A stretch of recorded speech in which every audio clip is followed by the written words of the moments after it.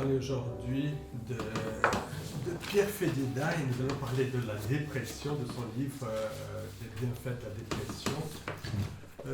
Notre projet initial, c'était de croiser trois lectures de Mélancolie de Freud, Mélancolie et manie de Binswanger et Fedida, les bienfaits de la dépression.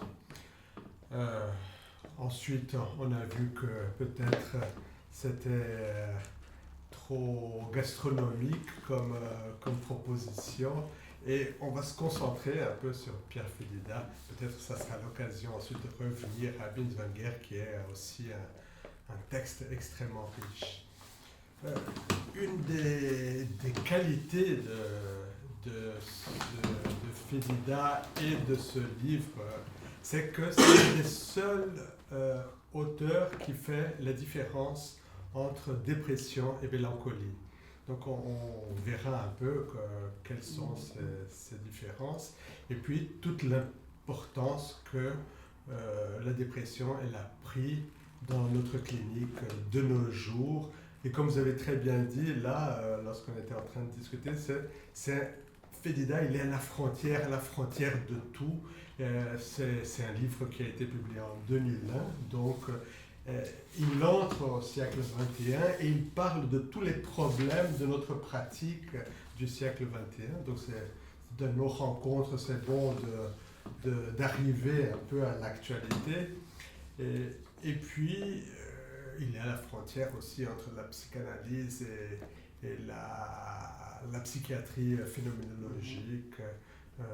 Je pense que vous allez pouvoir nous parler de ça. Voilà, j'ai découvert ce livre en 2014, parce que Rémi Amouroux, qui est devenu professeur de psychologie à Lausanne, dont j'ai été 2 ans assistant, parce que je finissais mon assistanat quand il arrivait, on avait pris la décision de faire un cours qui était 1915-2015. 1915 pour Deuil et Mélancolie, évidemment, qui a été publié plus tard, et 2015. Puis c'était une histoire, un séminaire sur l'histoire des théorisations de la dépression, sur une séquence de 100 ans, avec l'arrivée des médicaments et plusieurs approches différenciées qu'il y avait eu sur ces 100 années très intenses du point de vue de la production clinique, et aussi des avancées, notamment chimiques, au niveau du traitement des maladies psychiques. Et c'est dans ce cadre-là que j'ai découvert ce livre, en même temps qu'un autre, dont je vais vous parler un tout petit peu, de Ehrenberg, parce qu'il cite Ehrenberg, qui est très connu, qui s'appelle La fatigue d'être soi, où Ehrenberg, comme sociologue, c'est pas le premier à le faire, mais fait quand même, pose une hypothèse que si la dépression est devenue un mal, disons, dominant dans nos sociétés, puis au niveau mondial, j'ai été regardé encore sur le site de l'OMS hier, c'est peut-être que les structures de ces sociétés, à la différence des structures de la société viennoise où Freud a évolué, ne sont plus les mêmes. C'est des structures sociales qui peuvent favoriser l'émergence et le développement, disons, assez grave de ce type de maladie. Donc moi, ce qui m'intéresse chez lui, c'est aussi cet arrière-fond où il ne cesse de réfléchir à la forme de société dans laquelle on se trouve et qui pourrait expliquer l'émergence et la résurgence continuelle de la dépression. Alors, en 2 mots sur l'auteur, je ne vais pas m'arrêter très longtemps. Donc, le livre a été publié en 2001. Fedida est mort une année après. Il est né en 1934 et mort en 2002. Il est d'origine juive. Son père était un juif séfarade et une mère catholique lyonnaise. Il a fait des études de philosophie jusqu'à la Grègue et en même temps il s'est formé en psychologie à Lyon et à Montpellier. Et il a exercé comme psychologue clinicien aux hôpitaux de l'armée, au service de neurologie, mais il n'est pas médecin. Il a travaillé avec des médecins, il a travaillé ensuite avec Laplanche, donc il a été proche, on dira, des cercles des dissidents de Lacan, mais quand même Laplanche avait longtemps fréquenté ce milieu. Il était aussi assistant chez Juliette Favès-Boutonnier, il y avait une place importante à l'époque, et ensuite il s'est fait connaître parce que, à côté de sa formation en psychanalyse, il a quand même suivi une formation sérieuse au niveau de la Daseinsanalyse dont on avait parlé la dernière fois, ou l'avant-dernière fois, les 2 dernières fois où on s'est vu. Alors, moi j'ai pensé à ce texte quand on avait fait le cas Ellen West, et surtout en réfléchissant avec vous à la notion de passage à l'acte.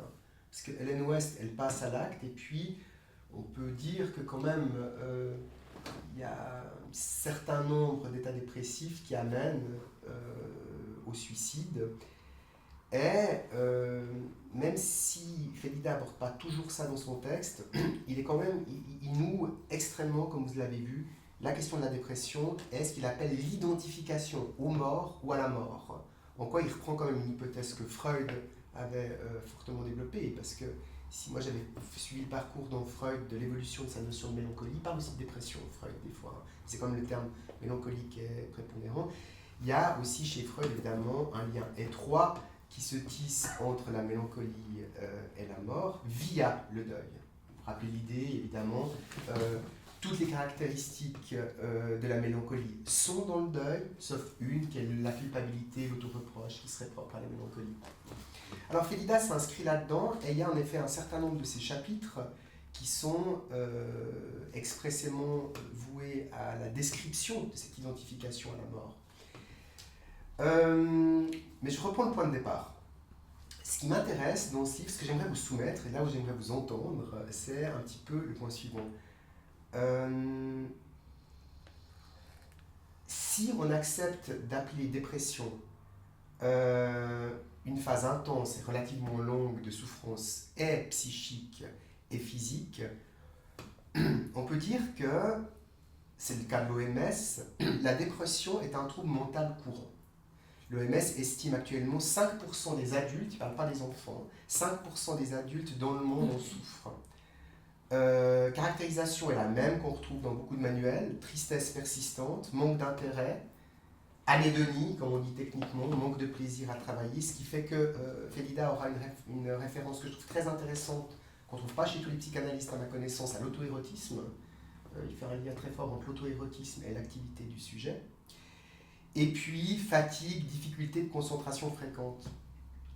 Et si on suit l'OMS, on dit que c'est une des causes principales de handicap dans le monde, on est quand même devant un problème, qui est le suivant, c'est où commence, à quelle frontière, ça c'est un séminaire qu'on avait fait il y a une quinzaine d'années en arrière, à quelle frontière commence le moment où la dépression tombe sous le coup d'une psychopathologie différenciée, et à quel moment c'est un trouble, un peu en quelque sorte une zone grise, un trouble qui serait lié aux conditions de vie de la société, à la désespérance des personnes, à un mode de vie trop intensif. C'est-à-dire qu'on a l'impression, moi j'ai l'impression dans les textes que j'ai lus autour de ça, qu'il devient de plus en plus difficile d'avoir, quant à cette notion, une vision claire. C'est pour ça qu'il fait une distinction, je crois, entre mélancolie et dépression.